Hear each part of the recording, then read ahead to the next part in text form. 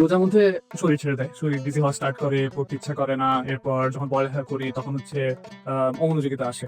কিন্তু সামনে তোমাদের এসএসসি আছে, অনেকের রোজার পরপরই তোমাদের এসএসসি পরীক্ষা, অনেকের টেস্ট পরীক্ষা আছে, অনেকের আবার কলেজ ইউনিভার্সিটি থেকে নিয়েও পরীক্ষা আছে। তো এখন এই রোজার মধ্যে এই প্রতিকূলতাগুলো আমরা কিভাবে কাটিয়ে উঠতে পারি, সেজন্য তোমাদের তিনটি কাজ করতে হবে।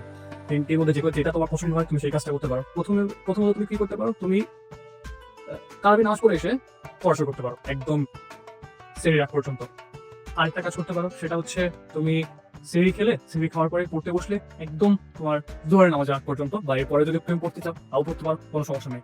অথবা আরেকটা কাজ তুমি করতে পারো, তুমি এই দুইটা মাঝামাঝি করতে পারো। ধরো তুমি তারাবি নামাজ পড়ে আসলে একটু রেস্ট নিলে, রাত্রে খাওয়া দাওয়া করলে, রাত্রে খাওয়া দাওয়া করে পড়তে বসার পরে পড়ালেখা করলে ধরো 2-3 ঘন্টা, এরপর ঘুমিয়ে গেলে, এরপরে উঠলে সেহরি খাওয়ার পরে কিছুক্ষণ পড়ালেখা করে ঘুমিয়ে গেলে, তো তুমি এই সাইডের পড়ালেখাও পাচ্ছ, ওই সাইডের পড়ালেখাটাও পাচ্ছ।